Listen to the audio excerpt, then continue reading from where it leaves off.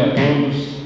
Eu quero aqui agradecer a esta banca, composta pelo professor Cândido na presidência, que muito me honra, o professor Randall, que também já foi mencionado como alguém que também traz a esse momento muito significado. O professor Humberto, o professor Regis Frota, colegas, amigos, a professora Camille também, gentilmente também, tanta prontidão e gentileza para participar do secretariado.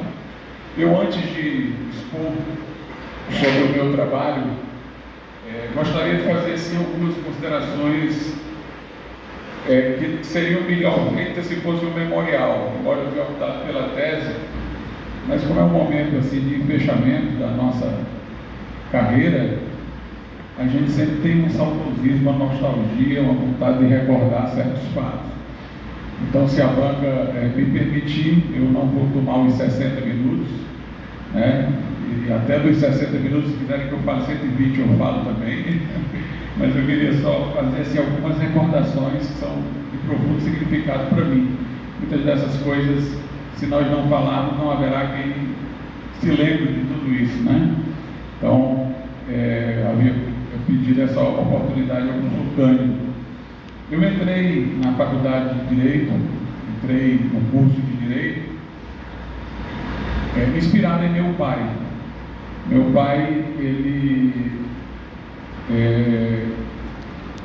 tirou o primeiro lugar do liceu na seleção do jornal O Povo, na época, dizia ter sido a mais difícil, uma pessoa extremamente estudiosa, estudou com os padres ali em Pacuti, os padres acharam que ele era muito brilhante, mandaram lá para Jundiaí, com 11 anos de idade, voltou de lá dentro de um navio quando ficou enfermo, depois fez o curso de Direito na faculdade do Recife, lá inclusive enquanto fazia o curso foi secretário do secretário de Segurança Pública, e terminado o curso, inclusive parte do curso ele fez nos Estados Unidos, o governo americano fez uma seleção no Nordeste para alunos fazerem um curso lá, todo pago pelo governo americano de Direito Comparado. Meu pai tirou o primeiro lugar, fez esse curso lá de Direito Comparado.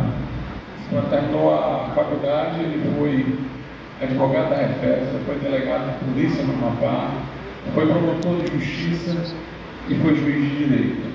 Foi diretor de escola, ensinou francês, latim, inglês, e uma pessoa pela qual eu nutro uma profunda admiração, está com 92 anos de idade.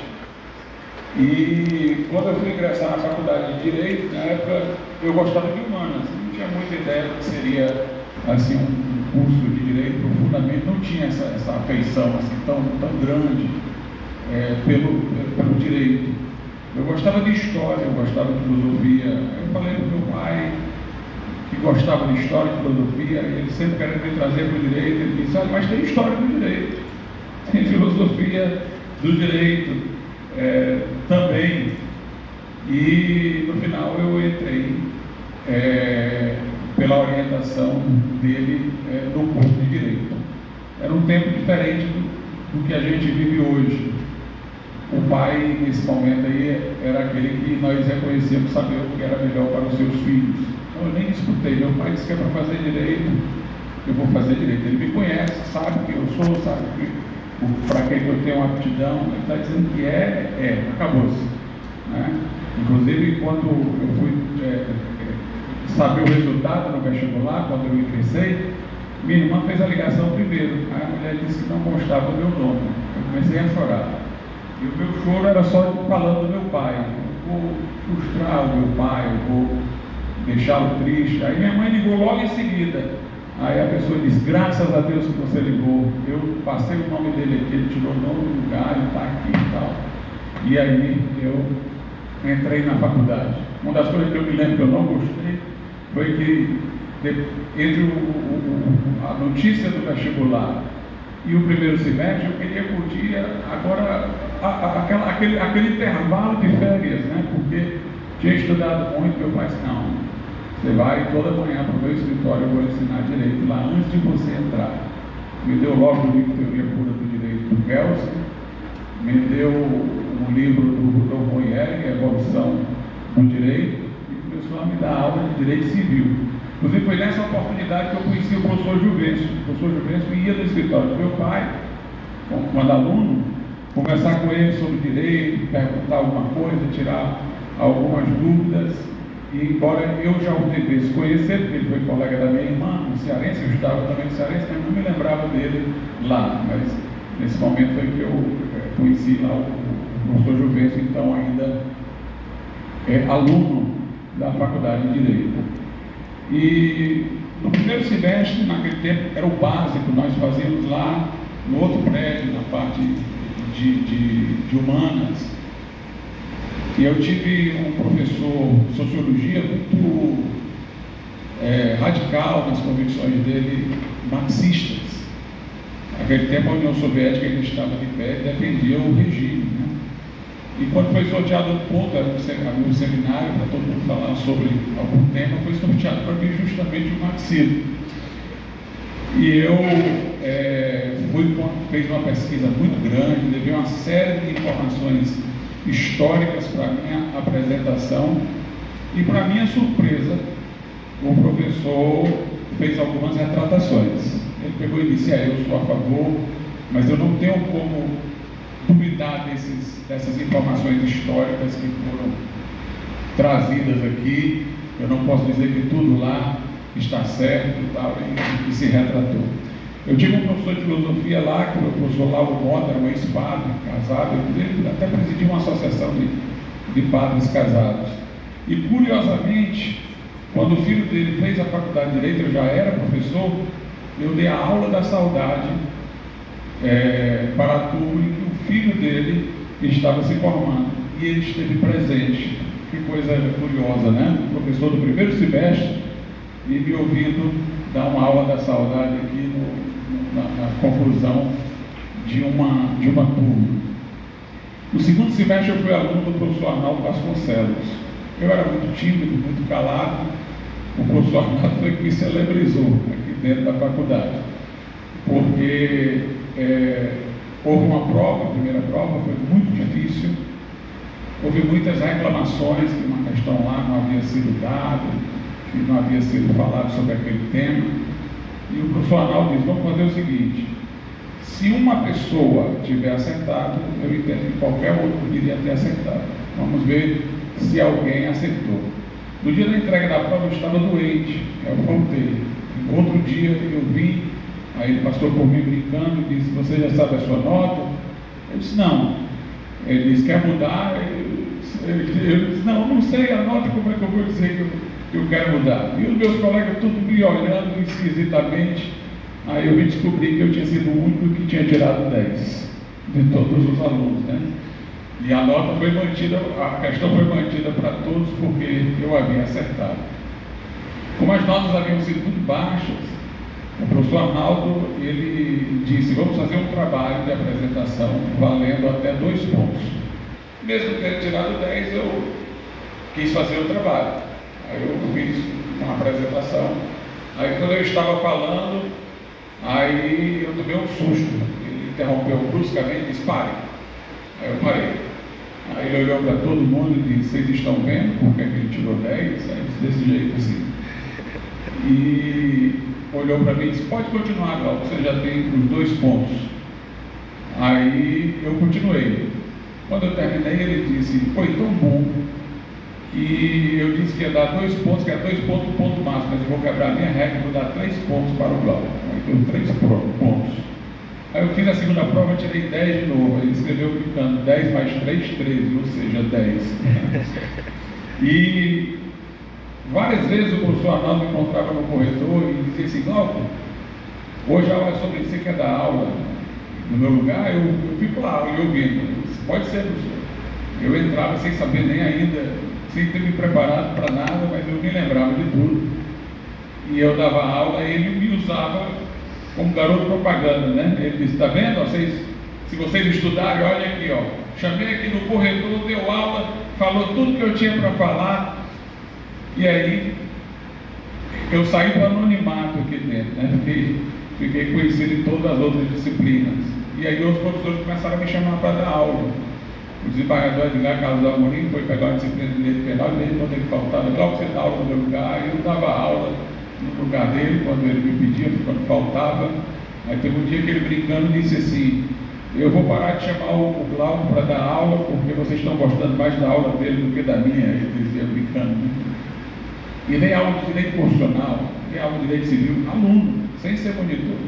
Mas fui monitor do professor Arnaldo Vasconcelos. Quando fui aluno do professor José de Albuquerque Rola, houve um concurso, que era o concurso Fran Martins. A premiação era de livros, e quem vinha na solenidade para a entrega dos livros era o professor Fran Martins. Então, o concurso funcionava com os alunos da manhã e com os alunos da noite. No período da manhã, eu tirei o primeiro lugar e recebi aquela premiação. Então, essa faculdade, ela me trouxe assim, muitas alegrias, muitas oportunidades desde a minha época de estudante. Quando eu estava no último semestre, houve um concurso para professor substituto de teoria do direito. Naquele tempo, eles não aceitavam, eles não aceitavam professor permanente, exceto se alguém se aposentasse. Era uma política de contingenciamento. Então só entrava substituto. E eu fiquei triste porque eu queria ser professor de teoria do direito, o concurso estava aberto, mas eu não podia, eu estava no último semestre, mas ninguém passou. O professor Arnaldo reprovou todo mundo. E aí eu perguntei para ele: professor Arnaldo, você vai fazer de novo esse concurso futuramente? Ele estava com muita raiva. Não vou fazer mais, não vou fazer. Mas aí, quando eu estava recebendo a carteira da OAB, eu me formei em 93, isso era em 94, eu estava recebendo a carteira da OAB, o colega me disse que lá eu abri o concurso de novo para a teoria do direito. Aí eu corri, mas se não fosse ele, eu não teria nem tido a notícia. Corri, me inscrevi e tirei o primeiro lugar. Então eu entrei aqui em 1994, ensinava a teoria do direito, no turno da noite, no turno da manhã era o professor Arnaldo Vasconcelos, ensinava hermenêutica jurídica, no turno era o professor Valmir, no outro era eu, e ensinava a disciplina de instituições do direito, lá na FEAC, substituindo a professora Cláudia Martins. E depois o concurso durava um ano, Em 95, o concurso eu entrei de novo, 94, 95 entrei como substituto, 96 entrei como substituto. Quando eu estava ainda em exercício como professor substituto, 96, a professora Conci se aposentou e aí abriu a vaga, e aí eu fiz concurso para efetivo e ingressei como professor efetivo. Então, na verdade, eu estou aqui desde 1994, como professor. E como professor, eu coordenei monitoria, tinha uma coordenação no início de monitores junto à universidade, e eu fui coordenador dessa questão de monitoria, fui vice-coordenador. Atualmente eu estou à frente de um grupo de pesquisas que está na organização de Congresso Internacional com Coimbra, que já vai para o quarto no próximo ano, às vezes aqui, às vezes lá. Recebi na época que os alunos faziam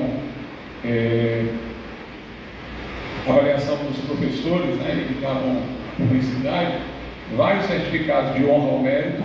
Inclusive, eu quero mostrar um aqui interessante, se vocês me permitirem. Numa dessas ocasiões, os alunos, para me premiarem, porque eu tinha tirado a melhor avaliação, fizeram isso aqui, encomendado, sob pedido. E eles explicaram no dia o que é que isso aqui significava. Eles disseram: professor, aqui a balança é o direito. A roupa de guerreiro é porque o senhor é muito aguerrido na luta por justiça, por suas ideias. E essa aparência de Cristo é que a gente percebe a influência do pensamento cristão na sua visão de mundo.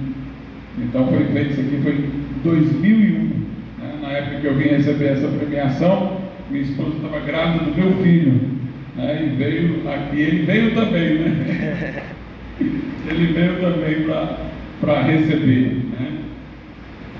E coordenei o curso de Direito da Unigrande, coordenei o curso de Direito da Unifametro, e, portanto, eu tenho muitas lembranças, muitos vínculos, muito amor com essa instituição. Agradeço sempre a orientação que eu recebi do meu pai para fazer Direito, e todo o estímulo que ele me deu aos estudos entrando aqui. Aliás, eu até digo para ele, papai, o troféu que você me deu foi por antecipação, antes eu ter os méritos para adquiri-lo. Foi o seu nome que você passou para mim. Eu me lembro que o professor Arnaldo Vasconcelos, quando tinha alguma questão ética, ele dizia, claro, pergunte ao seu pai, porque ele vai concordar comigo, como se quem tivesse certeza que meu pai ia dar uma posição ética adequada. Quando eu fui aluno do professor Marcelo Pinto, eu nunca me esqueço, um dos dias que eu mais me assustei. Eu sentado lá no meu cantinho, ele me chamou na chamada, né? Glauco Parreira Magalhães Filho, presente, professor. Você é filho do juiz Glauco Parreira Magalhães? Eu sou. Ele disse, então você tem que ser o melhor aluno dessa sala. Foi a expressão que eu recebi dele. E Glauco tem um sentido nobre, né? Porque na Guerra de Troia, nós temos um episódio singular. Glauco era um lício, que era aliado dos troianos, né? E que ele fazia as grandes empreitadas, as coisas mais difíceis. Foi ele que rompeu as barreiras gregas para então poder chegar ali e atacar os gregos. Mas no campo de batalha ele se encontra com Diomedes, ele do lado de Troia, né, e Diomedes do lado dos gregos. Diomedes teme que ele seja uma divindade, e aí Diomedes começa a perguntar a ele de quem ele é filho.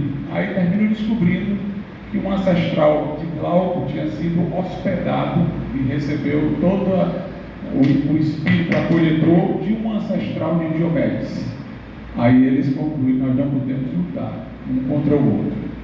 Eram, portanto, pessoas que tinham vínculos entre suas famílias. Existem coisas que são mais importantes do que a guerra e do que a glória militar. E eles dizem, nós não vamos combater um ao outro aqui. E para que ninguém pensasse que eles estavam acobardados, eles resolvem trocar os seus escudos, sendo que os escudos do Glauco eram de ouro e os de Diomedes eram de bronze. O de Glauco valia 100 bois e o de Diomedes valia 9 bois. Tanto que ficou a expressão trocar ouro por bronze como uma troca ruim. Mas Glauco faz a troca, porque existem coisas que são mais importantes do que a guerra. E entre essas coisas estão relacionamentos, amizades, e elas estão também acima das riquezas materiais e do dinheiro. Então, esse nome, por essa história, também me lembra a nobreza, né, do prenome que eu herdei do meu pai. Mas vamos lá então aí a defesa do trabalho, que é sobre a cultura constitucional e o imaginário social da liberdade. Durante o tempo, meu tempo acadêmico, eu escrevi sozinho 20 livros. Com esse aqui, se for publicado depois, 21. Tive 24 participações em coletâneas, organizei 7 livros e fiz 16 prefácios, dos quais 2 para autores estrangeiros. 2 dos meus livros tiveram um prefácio do Dr. Russell Shedd, que era PhD pela Universidade de Edimburgo, e um deles recebeu uma premiação, o Prêmio Arete, no qual eu tive com outros que também receberam esse prêmio, como Augusto Nicodemos, que foi o chanceler da Universidade de Mackenzie, e Alistair McGrath, que é o professor de Oxford. E esse trabalho, como todos esses outros, foram escritos sem auxílio de inteligência artificial. A gente aqui tem alguma coisa de inteligência artificial sem nem olhar, sem nem mexer nisso daí, né? Para não dizer algo que não teve nada, eu mandei um resumo, que é aquela parte do abstract, né, para minha irmã, fora dos Estados Unidos, para ver se minha tradução estava boa. Eles que ajustou algumas coisas usando a inteligência artificial, mas o texto o texto é inteiramente meu, né? E eu procurei escrever da forma mais agradável possível ao leitor, né? Aqui está igual ao time do Brasil na Copa de 82, né? Que o Tele Santana dizia: se a gente não ganhar, a gente vai mostrar o futebol arte. Então eu procuro escrever de uma forma que a pessoa pode discordar de tudo que eu escrevo, mas terá prazer de ler o que eu estou escrevendo.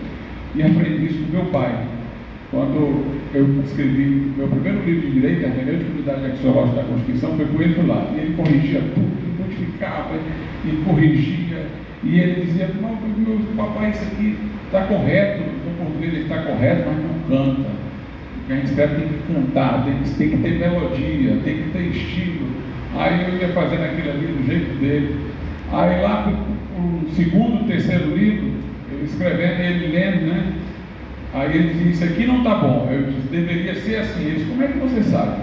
Como é que você lê o meu pensamento? Eu estou começando a pensar igual a você. Mas na frente ele dizia: deve ser assim. Aí eu dizia: como é que você sabe exatamente o que eu diria? Eu disse: não, porque eu fui aprendendo com você. Até que chegou na hora que eu fui levar o livro para ele e disse: eu não tenho nada para falar, não. Nada aqui o que alterar, não. Também eu mesmo fiz a correção. Tem alguns erros que eu já vi, falta aqui uma preposição, uma vírgula que ficou mal colocada, diferentemente dos livros que quando a gente escreve, eu escrevo, passo um mês sem olhar para eles, esqueço tudo que eu disse e depois eu consigo ver os erros. Esse aqui não, eu escrevi quase que enviei rapidamente. Então tem coisas que ainda ficaram assim, mas não, pelo menos a mim não pareceram que foram tantas, né? E também eu não costumo usar slide. Eu tenho medo da minha memória, que é tão boa, começar a depender disso daí e eu perder essa capacidade natural de fala. Então eu faço aqui só a anotação das minhas peças, como diz o professor Valmir, e vamos adiante.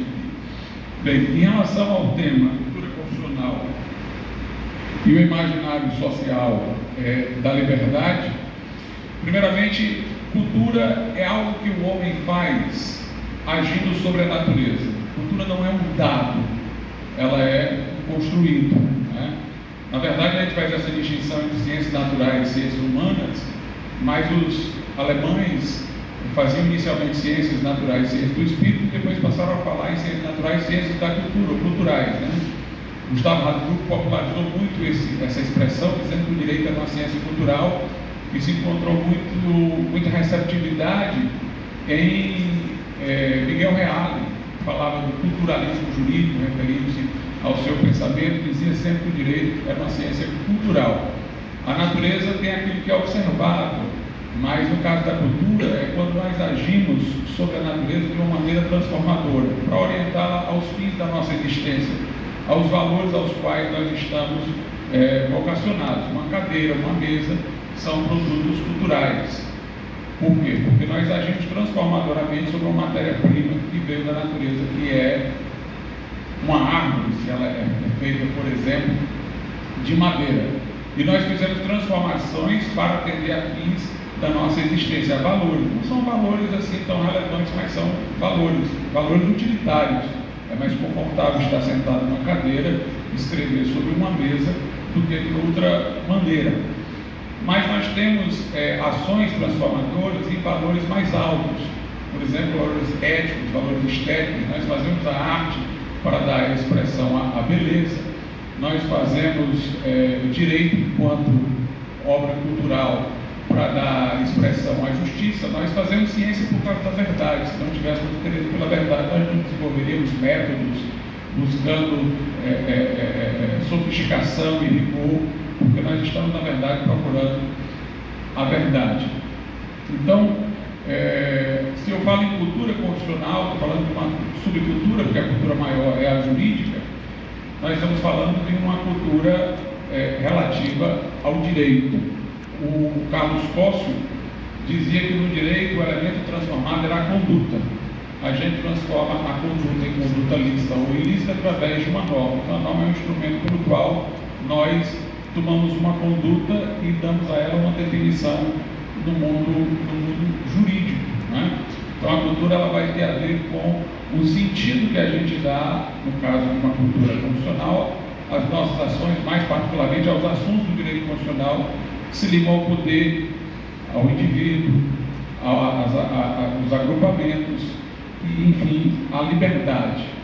É, portanto, uma cultura ética e uma cultura política, porque tem a ver com as relações de poder. E toda cultura, ela, na medida em que se refere a uma forma de ver as coisas, particularmente no direito, ela torna-se um imaginário social. O Charles Taylor definiu o imaginário social como aquilo que dá sentido às nossas práticas e condutas. E um imaginário social da liberdade. Sempre houve Constituição, mas não podemos dizer que sempre houve o constitucionalismo. O constitucionalismo é um movimento para que as constituições sejam escudo da liberdade. Então, na medida em que as sociedades políticas sempre se organizaram de alguma maneira, elas tiveram Constituição. Mas o constitucionalismo é um movimento não para reconhecer o fato da existência da Constituição, mas é um movimento para valorar o fato, para estabelecer como devem ser as constituições adequadamente. Numa concepção meramente autoritária, a Constituição não passa de um instrumento de poder, de governo, né? Só o mapa que o governo vai usar para as suas ações, mas no sentido valorado, a Constituição é a ordem fundamental da sociedade. Ela não é do poder, ela é da sociedade, ela é para a defesa da sociedade. Presume-se que o poder existe e a questão é contê-lo, limitá-lo, colocá-lo dentro de seus padrões para garantir que haja liberdade. Portanto, a cultura constitucional ela vai propor instituições, ela vai propor arranjos entre as instituições, arranjos institucionais, tudo com a ideia da proteção da liberdade e do equilíbrio social. Atualmente, nós estamos vendo muitas ideologias surgindo e ganhando muita força, e a ideia que eu transmito aqui é de que essas ideologias, elas tensionam com a visão de mundo que favoreceu ao constitucionalismo em sua versão clássica. São ideologias, por exemplo, nominalistas, que não reconhecem a ideia de uma natureza, de uma realidade. As coisas são apenas performativas. A gente fala e ela se constitui do modo A e do modo B. Nós podemos fazer uma distinção entre coisas iguais, dando-lhes nomes diferentes, ou chamar coisas diferentes pelo mesmo nome, e isso requer sempre para se manter o policiamento da fala, porque não tem a espontaneidade que o senso comum permite. Portanto, essas ideologias não reconhecem a natureza humana ou reputam a natureza humana como uma coisa amorfa, que pode ser redesenhada por uma engenharia social. Mas a noção clássica do constitucionalismo é de um Estado orientado antropologicamente, fundado na dignidade da pessoa humana e nos direitos fundamentais. Para eu falar em dignidade da pessoa humana, eu tenho que ter uma natureza humana definida, que me coloque numa posição que está acima dos outros seres e que traz um diferencial que me dá essa dignidade. Para falar em direitos fundamentais da pessoa humana, nós fundamentais é uma coisa radicada no ser, a ideia de pessoa, a ideia do que é ser humano, e muitas dessas novas ideologias, elas exatamente para se manter, elas utilizam a estratégia do revanchismo, políticas de compensações, ressentimentos, um tribalismo social.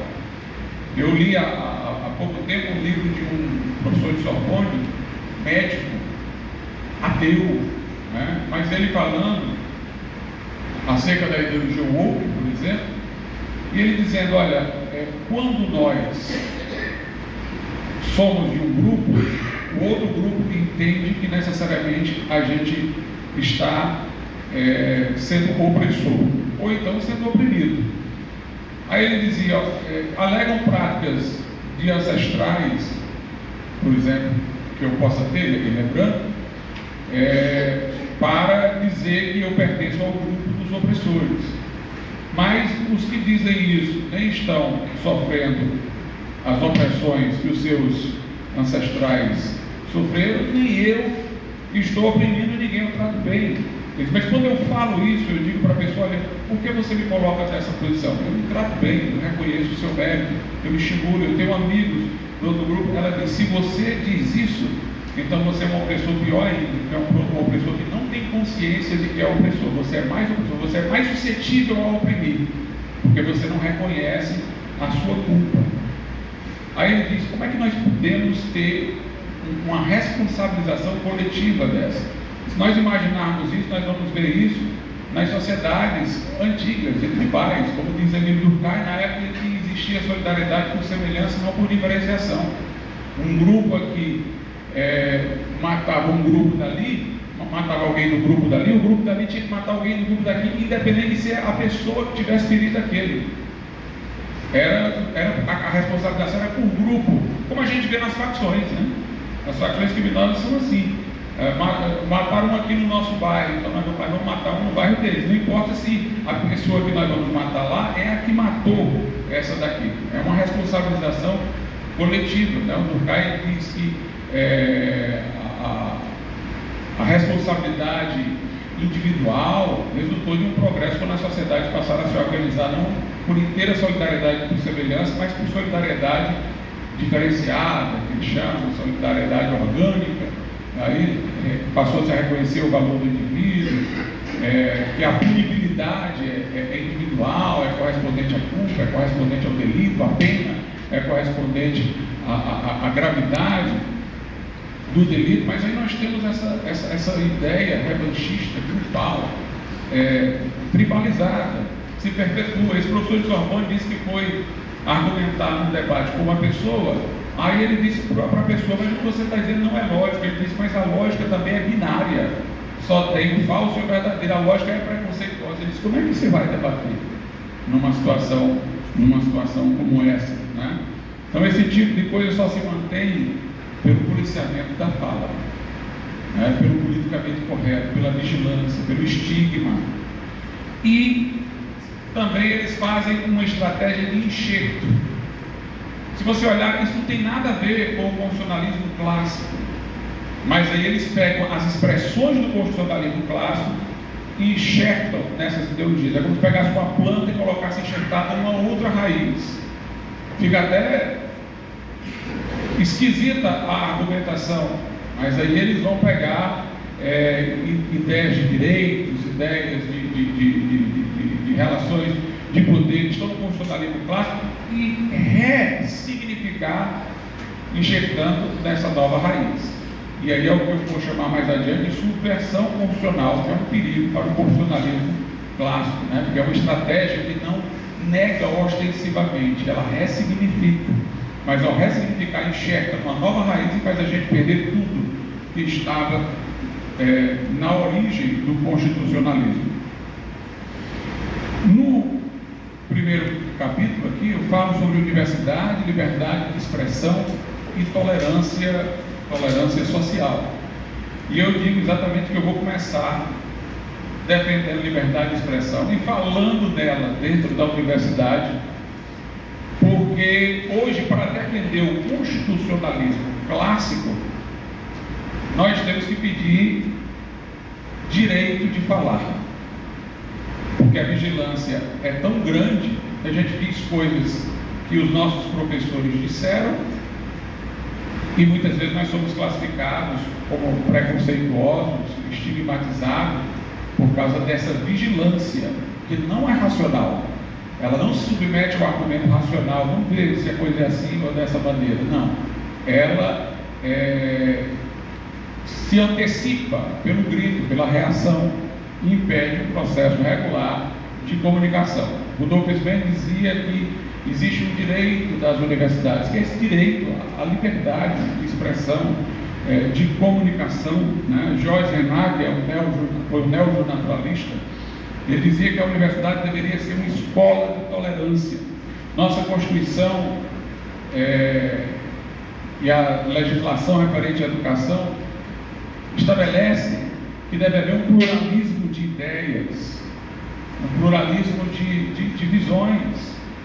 Nós temos a liberdade de cátedra, a autonomia das universidades, por exemplo, foi reivindicada não para que a universidade perseguisse quem pensa diferente, mas para que o Estado não perseguisse dentro das universidades quem discordasse. Então, nós temos a universidade, em seu sentido tradicional, como um lugar da diversidade, unidade e diversidade. Essa a ideia de uma universidade. Durante a Idade Média, por exemplo, por mais que se diga que houvesse mais no âmbito da Inquisição do que das universidades, perseguição às opiniões, o método utilizado era o dialético retórico. Ou seja, ninguém poderia falar de um assunto sem falar da contraposição a ele. Que coisa interessante, né? Você pega uma obra lá de Tomás de Aquino, aí tem as disputas lá que ele coloca, ele sempre bota a tese e a contratese. O método dialético exigia que você, ao falar de uma coisa, nunca deixasse de falar do que se opunha a ela, de quais eram os argumentos, né? Exemplificando aqui, uma aula na Idade Média, alguém colocava lá: Deus é bom e criou todas as coisas, mas existe o mal. Então, de duas uma: ou Deus criou o mal e ele não é bom, ou Deus não criou todas as coisas. Então vamos começar aqui a discussão para saber o que é que dá nisso daí. Você era obrigado a colocar a outra posição. Esse era o método, né? Porque a universidade é o lugar do debate, é o lugar do diálogo e também da divergência, ao mesmo tempo do respeito. Ela deve ser também uma escola, como disse Renato, de tolerância, de respeito e de civilidade. Nós temos entre os direitos fundamentais o direito à informação, que o professor Paulo Boravitz classificou junto com a democracia como direito de quarta geração, e o direito à comunicação, que o professor Paulo Boravitz colocou entre os direitos de terceira geração. Note, o direito à informação me leva a ter direito de ouvir o que é diferente do que eu penso. Esse direito à informação é baseado, tomando a perspectiva do direito natural, no fato de o homem ser um animal racional. E a racionalidade traz uma estrutura para fazer juízos e tomar decisões, mas ela não tem as informações prontas. Então, para que funcione em mim o raciocínio adequadamente, eu preciso ter todas as informações de que preciso. Eu preciso ter todos os lados para eu poder, em cima deles, raciocinar e tirar conclusões, formar minha opinião, tomar uma decisão. Então, o direito à informação me leva a ter direito de ouvir o lado contrário. O direito à comunicação me leva a poder falar daquilo que eu penso, daquilo que eu acredito. O Peter Haber fala de uma sociedade aberta de intérpretes da Constituição, inspirado na perspectiva habermasiana de uma sociedade aberta de livre discussão, em que todos podem expressar suas ideias, emitir suas opiniões para chegar num consenso. O Habermas diz que uma das invenções da modernidade de muita importância é a esfera pública. O Charles Taylor dizia que durante a Idade Média nós tínhamos dois espaços metatópicos. Metatópicos porque eles não são geograficamente situados em um lugar, são espaços de convivência humana. Ele colocou o Estado, que é o espaço político de ampla discussão e convivência, e a Igreja, na Idade Média. Porém, surge no início da modernidade a esfera pública. A esfera pública nem é uma esfera de poder, nem é uma esfera eclesiástica, ela é laica, ela é secular nesse sentido.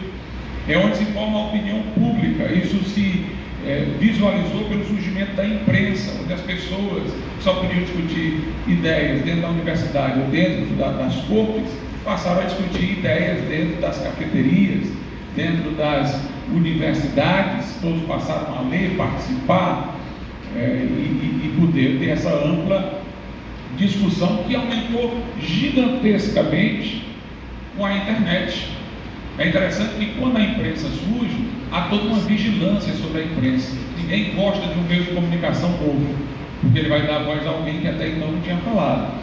Então nós temos uma grande perseguição no início.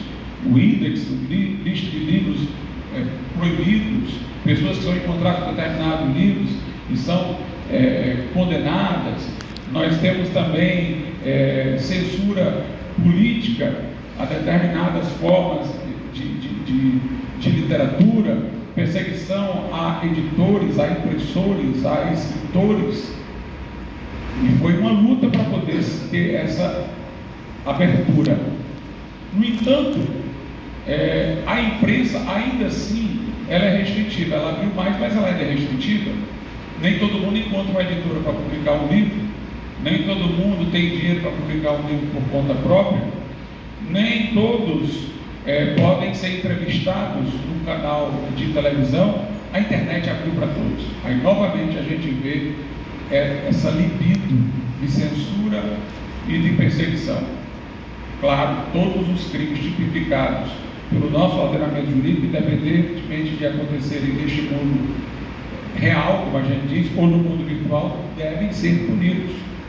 Mas nós estamos falando aqui de censura de opinião, nós estamos falando de censura prévia, de pessoas que são mandadas para o exílio, porque na medida em que elas são banidas das redes sociais e já não podem mais falar por uma determinação judicial, aí você não está nem reprovando o que ela falou, você está impedindo ela de falar. Como nesse mundo que vivemos, esta é a esfera pública dominante, é quase que uma condenação ao exílio, a pessoa que não pode falar nas redes sociais, né? Tanto que a gente vê que pessoas que recebem essa condenação, elas tentam encontrar outra forma de se expressar lá dentro, com um perfil falso, né? Como o Mauro Cid, o Thomas Jefferson, que aparece abertamente falando e é preso. A pessoa, ela naturalmente vai encontrar, porque é como se ela estivesse isolada totalmente do mundo, né? Independentemente do que pessoa A ou pessoa B fez, né? Eu estou falando dessa questão de você poder se comunicar. Nós temos um senador que é senador e não pode se comunicar com os eleitores, porque teve ordem para não poder, acho que isso já foi revogado, para não poder falar nas redes sociais, exercendo o mandato sem poder se comunicar com os seus eleitores. Então, o John Milton, que era um puritano, ele defendeu a liberdade de expressão e combateu a censura numa obra importante, já diante de um cenário, à época em que era perseguido. Bem, entrando aí na cultura constitucional no segundo capítulo, nós tivemos as revoluções francesa, inglesa, norte-americana, né? A Revolução Francesa, ela não encontrou apoio institucional, por isso ela se levantou contra toda a estrutura institucional pré-existente.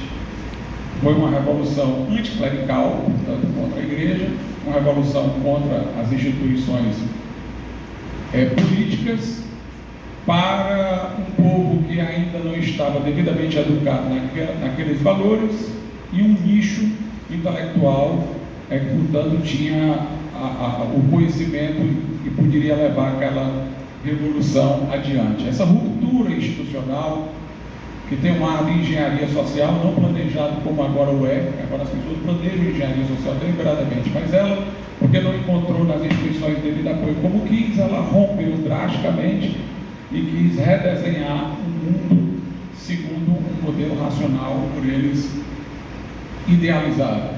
Aquilo ali trouxe instabilidade enorme, houve um governo do terror, amigos se guilhotinaram e nós tivemos uma história triste na França. Eu não considero esse momento o momento de uma revolução que tenha sido bem sucedida, embora nós tenhamos obras e autores que mantêm devidamente, reconhecidamente a influência por aquilo que disseram, mas institucional e politicamente foi uma coisa muito dolorosa. Mas antes da Revolução Francesa, nós tivemos a Revolução Gloriosa Inglesa, que perfilhou um caminho bem diferente. Os ingleses tinham uma tradição de limitação do poder, que vinha desde a Carta Magna, de 1215. Abraçaram o protestantismo.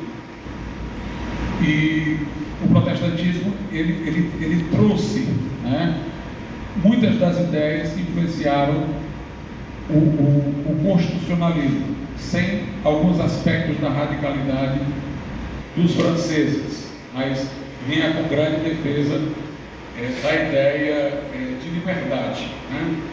Algo sobre o que eu posso até falar logo, né? Por exemplo, quando Lutero queima a bula papal, rompeu ali com a instituição eclesiástica.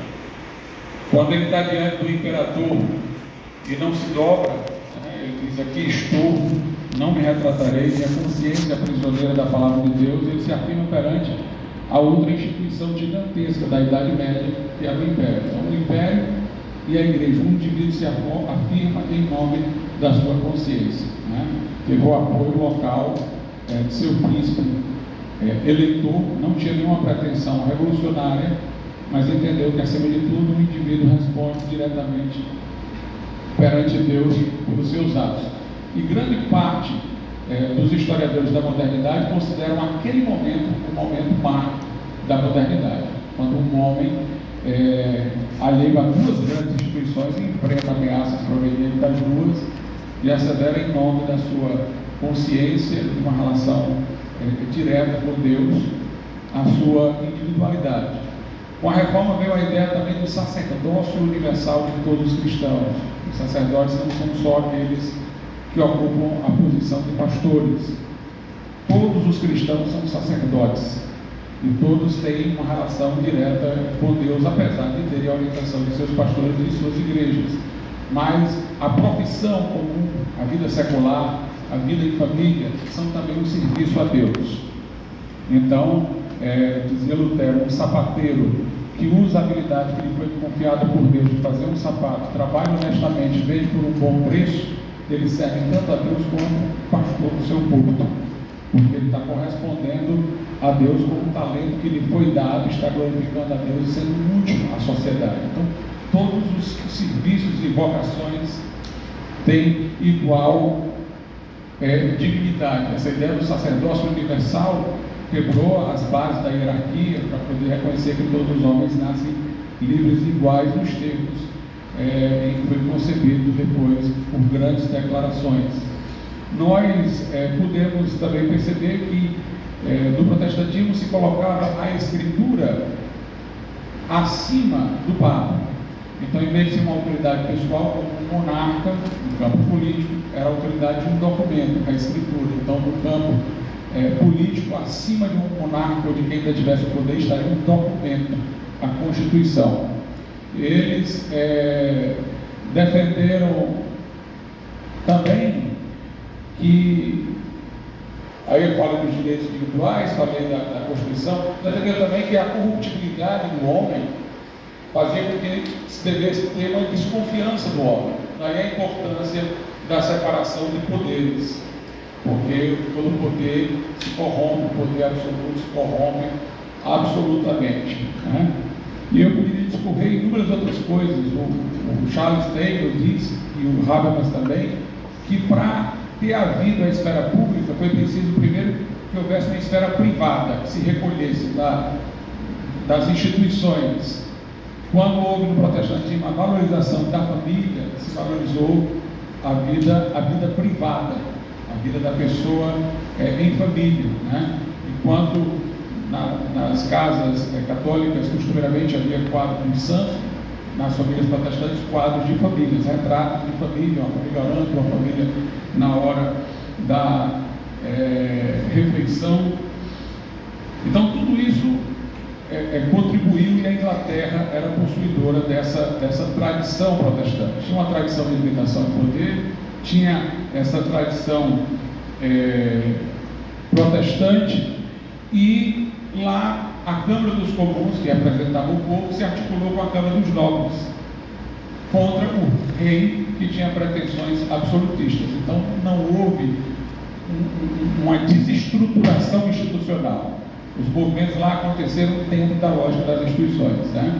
tivemos um movimento mais forte, que foi quando a Câmara dos Comuns, majoritariamente composta por puritanos, depois o rei Carlos I o submeteu à decapitação, porque ele tinha pretensões absolutistas e estava, durante os períodos da Guerra Civil, recrutando exércitos estrangeiros para destruir o seu próprio povo. E, por um momento, a Inglaterra foi uma república. O Commonwealth, que hoje tem um outro significado, mas naquele tempo era uma república. E Cromwell, que tornou-se o Lorde Protetor, uma expressão que era usada para um regente, o puritano, ele várias vezes foi convidado para ser rei, mas ele disse: eu não quero ser rei. E aceitou um instrumento de governo, que o professor Paulo Bonavides disse que foi a primeira Constituição moderna. Então, o próprio que está no poder quis que houvesse um documento limitando o seu próprio poder. Depois houve uma restauração da monarquia após a morte de Cromwell, depois novas pretensões absolutistas. Coincidentemente, o Carlos I, Jaime II, que tinham pretensões absolutistas, eram católicos, então eles tinham desconfiança do povo nos dois sentidos, né? Dentro da tradição da Carta Magna de limitação do poder, dentro do ideário protestante. Quando eles chamam Guilherme de Orange, do parlamento, para assumir o trono, a revolução é chamada de gloriosa, a segunda, porque o rei viu que não tinha apoio do povo, não tinha apoio do parlamento, foi embora. Não houve derramamento de sangue. E vem Guilherme de Orange para assumir o novo trono, com o compromisso de reconhecer a soberania do parlamento, depois da Carta de Direitos, que foi em 1689, portanto, tudo bem antes da Revolução Francesa. As bandeiras das caravelas de Guilherme de Orange vêm com a inscrição pelo parlamento, pela liberdade e pelo protestantismo. Então, ali ele chega, reconhece o direito dos ingleses, reconhece a soberania do parlamento, e a Inglaterra tem a estruturação do Estado de Direito em que ela se tornou. Nos Estados Unidos, nós tivemos também uma coisa bem diferente da França. Tem autores que salientam isso, porque os norte-americanos, eles reivindicaram o direito que os ingleses tinham. Eles não reivindicaram um direito novo contra os ingleses. Eles reivindicaram paridade com os ingleses nos direitos. Eles passaram a resistir à Inglaterra quando o rei inglês quis, lá dentro dos Estados Unidos, desestruturar câmaras representativas que já tinham sido criadas e aceitas por governos ingleses anteriores há muito tempo. E, de certa maneira, foi uma revolução também que, reivindicando direitos, teve um caráter conservador, porque não quis uma desestruturação institucional, né? Tem uma coisa interessante, que o Edmund Burke, conhecido como o grande mentor da filosofia conservadora contemporânea, ele era do Partido Liberal. Tinha o Partido do Rei e o Partido Liberal lá na Inglaterra. Ele era do Partido Liberal, mas ele era conservador. Ele foi a favor da Revolução Gloriosa, porque ele diz que a Revolução Gloriosa salvou o que de melhor o inglês tinha. O rei era que, com pretensões monarquistas, estava contra as tradições inglesas. O parlamento resistiu em nome da tradição inglesa de limitação de liberdade e defesa do espírito protestante. E Edmund Burke foi a favor da Revolução Americana, da independência americana, porque ele dizia que os americanos estavam lutando pela conservação daquilo que tinham já antes, e que os reis anteriores não tinham feito oposição e que agora estavam fazendo oposição. Interessante sobre esse tema, um livro que eu não coloquei aqui, porque não li a tempo, me chegou depois.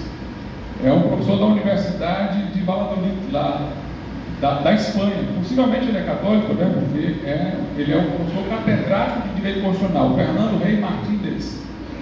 A ética protestante e o espírito do constitucionalismo. Ele fala exatamente temas que eu estou abordando aqui, mais especificamente só nessa questão da influência do protestantismo no constitucionalismo. A Declaração da Virgínia dos Direitos, de 1776, faz alusão a Deus, até diz que uma sociedade não pode se manter sem um elemento religioso. A Declaração de Independência norte-americana fala de direitos naturais otorgados pelo Criador. No Mayflower, quando estavam chegando os peregrinos lá nos Estados Unidos, eles celebraram um pacto, um acordo, pelo qual reconheceriam os direitos e as liberdades sob Deus, né? E eram todas pessoas de orientação calvinista. Roger Williams, que hoje seria considerado o pai fundador, muitos consideram como o pai fundador dos Estados Unidos também, foi o fundador da primeira igreja batista. Ele fundou Providence, depois virou Rhode Island, acho que seja essa a pronúncia, onde lá ele defendeu uma democracia ampla, com a participação inclusive das mulheres, foi primeiro a propor leis anti-escravagistas, reconheceu o direito dos índios, reconheceu o direito das mulheres e tudo fundamentou em argumentos religiosos ligados à sua convicção batista e protestante. Nós poderíamos lembrar Samuel Rutherford também, que escreveu o livro Lex Rex, a lei é o rei, ou seja, quem deve governar é a lei e não o rei. Ele era um ministro religioso escocês, seu pensamento também foi muito influente quanto a isso. Johannes Althusius, o pai do federalismo, segundo Otto von Birk, Althusius defendia que o governo deveria ser consentido, os direitos deveriam ser reconhecidos. Ele é juntamente com Locke considerado um dos pais teóricos do Estado de Direito. Ele era calvinista, holandês. O seu livro é recheado, inclusive, de citações bíblicas. Ele defendeu a separação de poderes e defendeu o federalismo, a subsidiariedade. O Estado só resolve aquilo que instâncias anteriores, corpos sociais, não puderam resolver. Uma coisa que alguém poderia assim alegar é a questão da escravidão, né? Como é que os americanos mantiveram por tanto tempo a escravidão? Mas os documentos em que constavam declarações de direitos, né, deles, falavam de todos os homens como dotados de direitos inalienáveis e imprescritíveis. A declaração estava acima das práticas deles. E eles perceberam a incompatibilidade das declarações com as práticas, mas eles resolveram adiar o problema da escravidão. Alguns levantaram a questão, mas não, vamos deixar isso para resolver depois. E a acomodação fez com que eles se demorassem a resolver. Às vezes as ideias estão à frente das pessoas, né? Uma coisa interessante que eu falo aqui é sobre, por exemplo, Pedro, que no dia de Pentecostes lá disse que o Espírito seria derramado, o Espírito Santo sobre toda a carne, judeus e gentios. Fez uma pregação muito bonita. Aí depois, quando foi para ele pregar na casa de Cornélio, que era um gentio, ele ofereceu tanta resistência que ele precisa ter uma visão, e Deus dá um carão dele na visão dizendo vai, porque ele não queria ir. Suas ideias manifestadas no sermão do Pentecostes estavam acima ou para além das suas práticas. Na carta aos Gálatas, Paulo reprova Pedro, porque ele preconceituosamente estava lá com os gentios, os outros povos. Quando os judeus chegam, ele vai lá ficar do lado dos judeus para não parecer que está com os gentios. Paulo o repreende, mas as suas ideias estavam além. Por isso que é importante uma Constituição, pessoal, porque uma Constituição, ela é o momento que a gente fala sem os interesses. Depois os nossos interesses podem se conflitar. Por isso que o que faz a Constituição não deve ser o que governa. Por isso que uma Assembleia Constituinte deve ser alguém fazer a Constituição e se demitir, né? Quem governa deve governar com base numa Constituição de quem não tinha um imediato interesse. E aqui eu lembro Ulisses, depois de vencida a guerra de Troia, ele está voltando lá para a sua terra natal. Na sua embarcação, ele sabe que vai passar pelo momento em que as sereias estão lá. As sereias, elas tinham um canto que atraía os navegadores. Eles ficavam tão seduzidos que pulavam na água para procurar as sereias até que se afogassem. O Ulisses sabia disso. O Ulisses sabia o que é que ele iria querer quando as sereias aparecessem. Então, antes que elas aparecessem, ele disse: me amarrem e coloquem cera nos meus ouvidos. E se eu quiser sair daqui, não ouço a minha voz. Isso é uma Constituição, é um Ulisses amarrado. É quando você está pensando sem ser o momento em que você tem interesse, né? Todo governante quer transformar a Constituição num instrumento do governo, mas a Constituição é uma limitação para o governo. William Penn, fundador da Pensilvânia, lutou também contra a escravidão, era dos Quakers. Aliás, quando os Quakers argumentavam contra a escravidão, né, alguns diziam: parem de trazer argumento religioso para a política, porque eles argumentavam contra a escravidão e queriam a escravidão, né? Veja só como é que as coisas são. O movimento a favor dos direitos americanos veio do chamado Grande Despertar. Se você fizer uma pesquisa, o Grande Despertar foi um grande avivamento religioso que houve nos Estados Unidos, pelo qual se entende que houve o fortalecimento do valor das liberdades individuais, que deu causa à independência americana. O segundo Grande Despertar, que aconteceu, por exemplo, na época de Charles Finney, foi o que gerou o movimento anti-escravagista mais forte, que venceu a escravidão. Dois movimentos religiosos trabalhando em momentos de conquistas de direito. E se a gente for falar da questão da segregação, Martin Luther King era um pastor batista e os seus sermões e seus discursos estão carregados de argumentação religiosa. Tocqueville dizia que o que manteve a estabilidade da democracia norte-americana foram as associações, porque a corrente principal que predominou nos Estados Unidos foi a congregacional, da qual também vieram os batistas. Entendia que os governos, ou melhor, os governos não, a sociedade civil deveria ser formada por associações e corpos intermediários. Então o americano formava associação para tudo. A exemplo das igrejas. As igrejas ela se entrava nelas não por nascimento, mas por voluntariedade, por compromisso com o pacto de fé delas. Então elas viraram o modelo das outras organizações sociais associativas. E aí o Tocqueville dizia: quando o poder quer se mexer contra o indivíduo, ele tem que enfrentar associações nas quais os indivíduos estão inseridos e que se solidarizam com ele.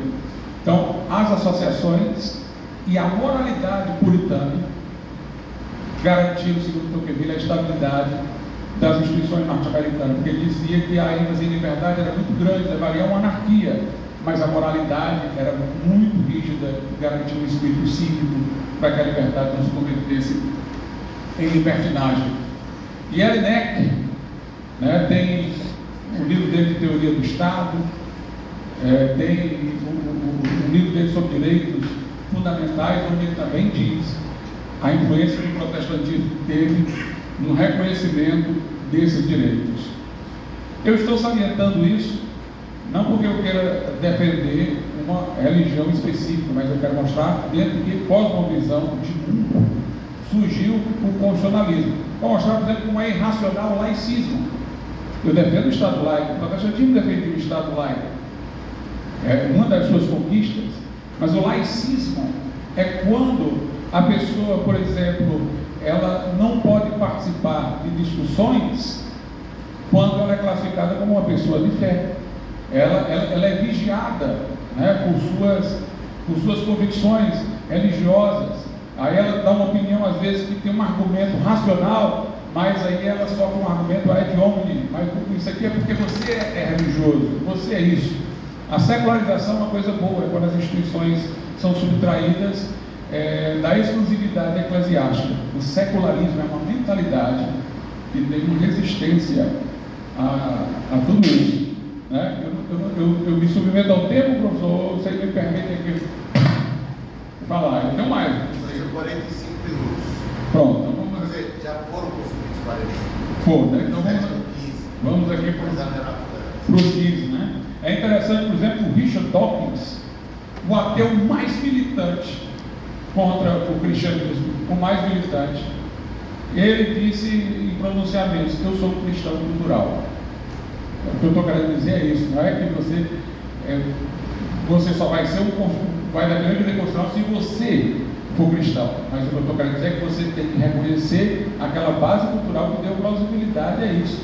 Ele disse: eu sou um cristão cultural porque ele está fazendo a invasão islâmica na Europa e a possibilidade de ser destruída toda a estrutura que historicamente deve à presença do cristianismo.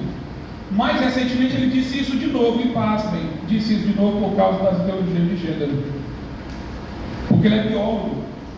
Ele disse: eu, se obrigado a não reconhecer a biologia, eu prefiro o cristianismo cultural, aquela cultura cristã que me permitia fazer ciência. Nós entramos agora no capítulo 3, tradição constitucional e supressão funcional. Nós temos expressões amplas como Estado de Direito, democracia, república, muitas delas confundidas, federação. Tem gente que confunde, por exemplo, Estado de Direito com democracia, diz coisas que são do Estado de Direito, são da democracia, diz coisas que são da democracia, são do Estado de Direito, porque as pessoas perderam o sentido dessas fórmulas. Elas viraram slogans, elas viraram normas hipotéticas fundamentais, vazias de conteúdo para qualquer conteúdo, mas elas nasceram dentro de uma tradição. E Gadamer, que é um grande hermeneuta contemporâneo, o Gadamer diz o seguinte, que quando nós vamos interpretar uma coisa, nós temos que interpretá-la dentro de sua tradição. Nós temos que respeitar o horizonte do texto. Quer dizer, o Constituinte, quando estabeleceu princípios e normas, ele o fez dentro de um determinado horizonte cultural. Aquela Constituição tem que ser interpretada dentro do seu horizonte cultural. Os precedentes históricos estão acima dos precedentes judiciais. A intenção do legislador tem que ser respeitada até pela linguagem que a gente usa. A gente chama a Constituição de pacto social, chama a federação de pacto federativo. E nós defendemos que, da interpretação dos contratos, a intenção das partes objetivada vale mais do que a letra dos contratos. Então, como é que eu posso deixar de levar em conta qual for a intenção dos pactuantes? Se a Constituição é um pacto, a intenção dos pactuantes, se a federação é um pacto. E como eu disse, essas questões hoje dessas novas ideologias trazem inúmeros problemas. Por exemplo, eu fico pensando, a nossa Constituição, ela não fala em gênero, ela fala em sexo, né? Não haverá distinção entre os sexos. Então, no horizonte do texto está presente a distinção biológica entre os sexos. Quando começaram a falar em gênero, diziam o seguinte: nós não estamos nos opondo ao sexo. O sexo continua sendo masculino e feminino. O gênero é uma identidade social. A pessoa pode ser do gênero masculino e assumir a identidade social do gênero feminino.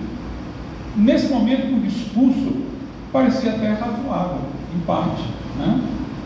Mas hoje em dia, o gênero devorou o sexo. Vá preencher um formulário para ver se tem sexo masculino ou feminino. Tem gênero para você preencher, e não tem a questão do sexo. Como é que eu me dirigiria, por exemplo, a uma pessoa para me referir ao sexo dela hoje? A pessoa é XY. Aí vamos supor que ela se identifica culturalmente com o sexo feminino, certo? Assume um gênero feminino. Se eu tivesse que falar do sexo biológico, como é que eu me dirigiria? O seu sexo é masculino? Ela aceitaria isso? Quer dizer, sexo passou a ser um tabu, eu não posso falar de sexo. Eu disse: você se identifica no gênero feminino, mas o seu sexo é masculino? Como é que eu poderia dizer? Qual era a forma de eu falar? Que não gerasse uma polêmica. No documento tem o nome da pessoa, o nome atual dela e o nome social. Os dois nomes estão lá. Se eu não chamar pelo social, chamar pelo outro, o que vai acontecer? Que discussões vão existir? Mas não está lá também? Não é um dos nomes opcionais? Então, fica como se determinadas coisas fossem tabus e a gente não pudesse falar nem com a sinceridade de um diálogo espontâneo. Qual é o seu sexo? O seu sexo é biológico. É como se a biologia estivesse sendo igualmente censurada. E essas políticas, elas muitas vezes não levam em conta os direitos alheios. Por exemplo, o direito do biólogo de falar segundo a biologia, que é a ciência dele. O direito de um religioso que não aceita essas identificações de falar conforme o realismo ontológico que ele defende. Então começa a haver um amplo policiamento de falas e de comunicação. Você começa a reformular o constitucionalismo enraizado em uma coisa que não lhe era originária. Nada contra uma pessoa assumir uma identidade diferente do seu sexo biológico, se identificar com outro nome, tranquilo. A questão é o outro que tem que receber um ônus por causa disso, de policiamento sobre a sua fala. Uma outra questão, metaconstitucionalismo, quando se quer colocar acima das constituições internas um globalismo político, um ordenamento global. Quando a globalização econômica surgiu, era a abertura de mercados, não tinha um elemento cultural. Os neoliberais foram todos a favor, mas aí resolveram criar, sob essa infraestrutura econômica, uma superestrutura cultural. E aí os movimentos mais de esquerda se articularam para, já que eles não queriam a globalização econômica por facilitar o liberalismo, agora eles ganharam terreno no globalismo político, da montagem dessa superestrutura. E às vezes nós vemos ministros de uma Suprema Corte dizendo que vão cumprir previsões de órgãos internacionais e estrangeiros, em vez de falar do seu compromisso com a Constituição. Então isso enfraquece também a Constituição, e os europeus também estão preocupados com isso lá, por isso que estão reforçando a importância do princípio da subsidiariedade, onde só compete à União Europeia aquilo que os Estados membros não estão podendo resolver, né? Nós tememos que cheguemos àquele momento do George Orwell, em que uma pessoa lá é torturada para dizer que 2 mais 2 são 5 e não 4. É interessante que tem uma hora que ele, sob tortura, ele diz: é 5. É o que vocês disserem, não está resolvido ainda, porque você está dizendo que ele está sendo torturado. Nós queremos lhe desumanizar, que você chegue ao ponto de dizer que 2 mais 2 é 5, não porque se sente torturado, mas porque nós queremos, e se dissermos que é 4 também. No nazismo se defendeu uma ampla mutação constitucional. Vou dar aqui logo uma mutação constitucional. A Constituição, pessoal, ela foi feita para dizer o que não se deve mudar. Scalia, entra no Scalia e diz com muita clareza: a Constituição foi feita para dizer o que não deve mudar. Você pode mudar tudo através da lei, criar legislação e tal. A Constituição é muito genérica. A Constituição traz aquilo que o Constituinte não quer que mude. Instituições que estão definidas na Constituição foram definidas na Constituição para não poderem ser redefinidas no Legislativo. São as chamadas garantias institucionais.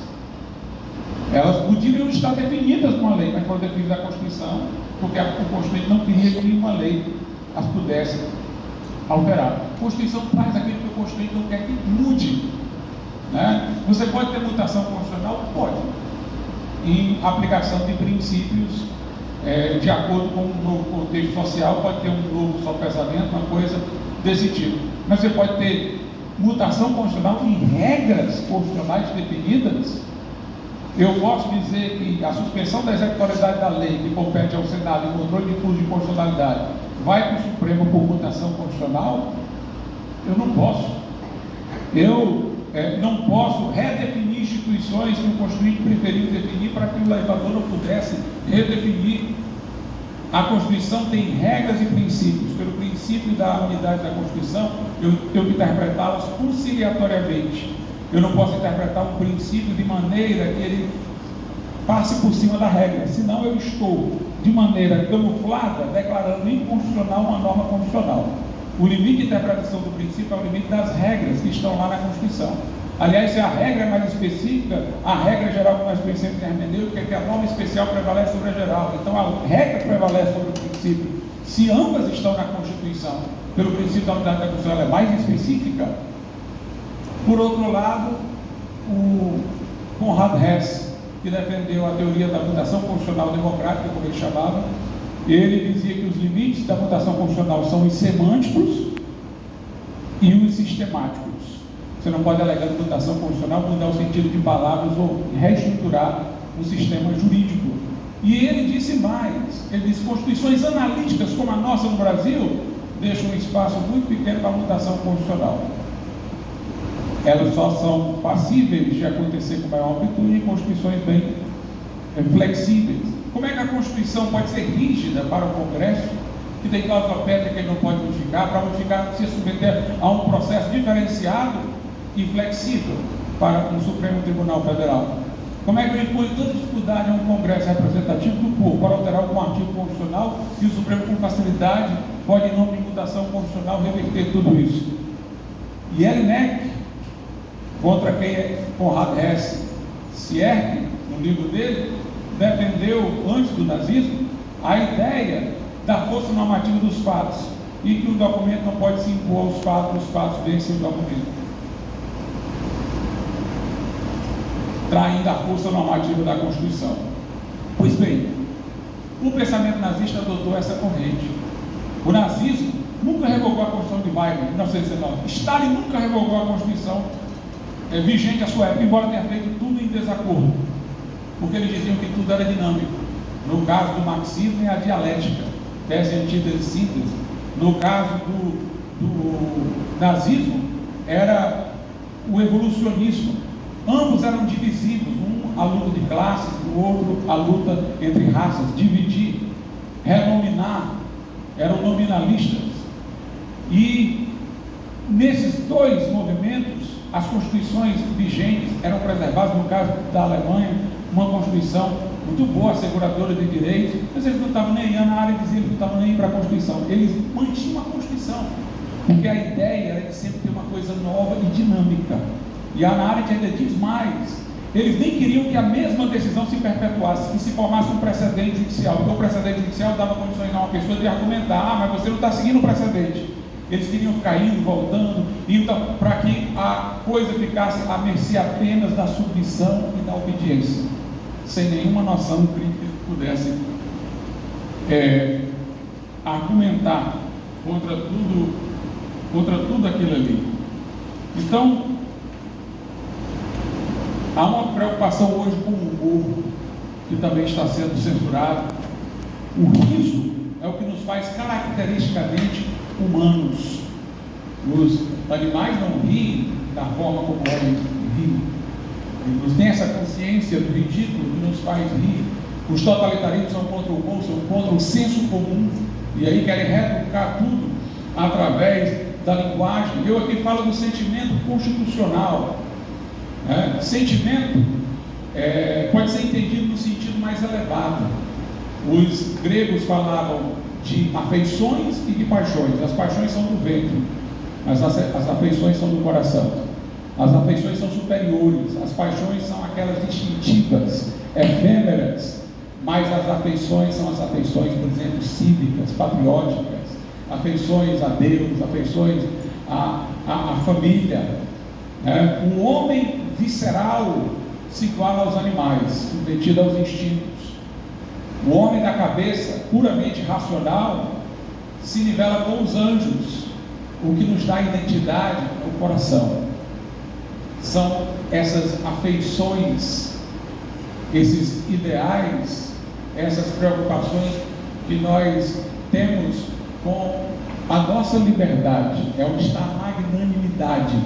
E existe um sentimento constitucional aculturado que faz com que as pessoas protestem quando a liberdade é violada.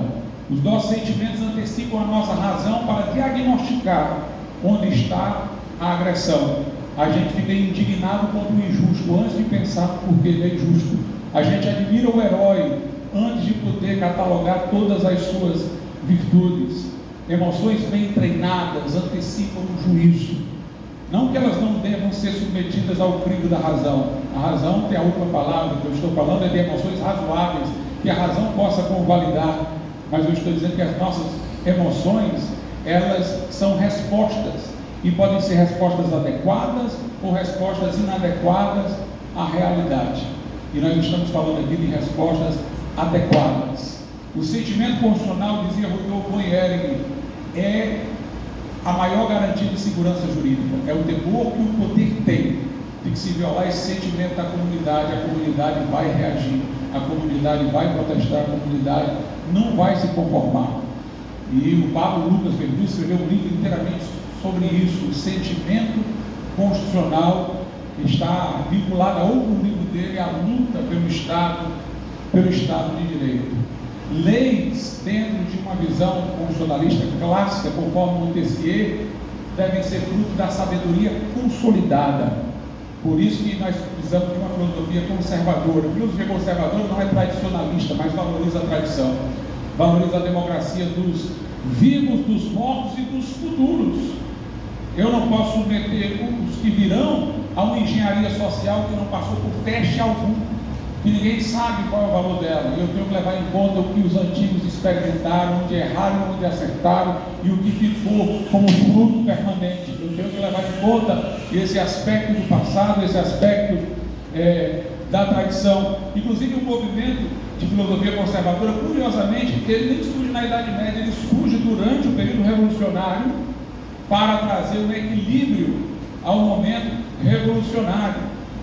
No caso da Inglaterra, não objetou aos direitos individuais, não objetou à soberania do parlamento, mas trouxe equilíbrio. Tem um historiador inglês, tem um nome igual ao do ator de cinema, Anthony Quinn, que ele dizia que John Locke, no estômago dos franceses, foi como álcool no estômago vazio. Eles trouxeram aquelas ideias liberais e tal, libertárias, para uma estrutura que estava vazia. O inglês não. O inglês pensou, bem, nós vamos receber isso, mas nós não vamos tirar o que a gente tem já de bom, porque a gente já sabe que deu certo. Então, o liberalismo só é bom quando ele não é só liberalismo, quando ele encontra um terreno que já traz outras conquistas que vão equilibrar o liberalismo e o liberalismo político ser equilibrado por ele. Foi assim que deu certo nos Estados Unidos, foi assim que deu certo na Inglaterra. Sabedoria consolidada. Montesquieu dizia assim: se alguém faz leis ruins, depois terá que fazer leis piores para consertar as ruins que já fez. Lei não deve ser coisa apressada. O nosso Supremo Tribunal Federal fica toda hora dizendo: o legislador não legisla, eu vou fazer. Isso está na contramão do pensamento de Montesquieu. O pensamento de Montesquieu é que a lei é sabedoria consolidada, ela requer tempo e atraso para ela chegar bem feita. Ela é o que a sociedade consentiu, não é para reinventar a sociedade. E, portanto, há duas visões. Uma visão que defende a utopia, pessoas que se julgam ungidas, iluminadas para criar um novo mundo e que vão se socorrer da engenharia social e da aposta em suas teses que nunca foram testadas. E existem aqueles que respeitam os processos sociais, ou seja, reconhecem que nós somos corruptos, precisamos de vigilância contínua, nós somos limitados em nosso conhecimento, nós somos imperfeitos e as nossas escolhas são entre o pior e o melhor. Essa é a realidade humana que tem que ser levada em conta. Então eu preciso de arranjos institucionais que equilibrem, e eu preciso de processos sociais, como o mercado, que é um processo social que equilibra, embora deva ter de vez em quando alguma interferência, como a democracia eletiva, que é um processo que eu não devo interferir, que as pessoas devem participar, e os processos históricos em que as pessoas formam a sua opinião, formam o senso comum, formam a opinião pública. E por fim, os direitos fundamentais que sustentamos, como disse eu aqui, são direitos naturais, presumem a existência de uma natureza humana, eles são supralegais na ordem interna, pretensão tem de universalidade na ordem externa, logo eu não os posso nivelar quaisquer outros direitos. Para que eles não sejam nivelados a qualquer outro direito, é preciso que eles tenham um estado superior. Esse estado superior só se justifica se eu sustentar uma natureza humana. Eles não são produto do percurso histórico, eles decorrem de uma natureza humana fixa, reivindicações que devem ser permanentes em relação à dignidade que o ser humano possui. Direitos sociais devem ser pensados a mundos individuais, de primeira geração.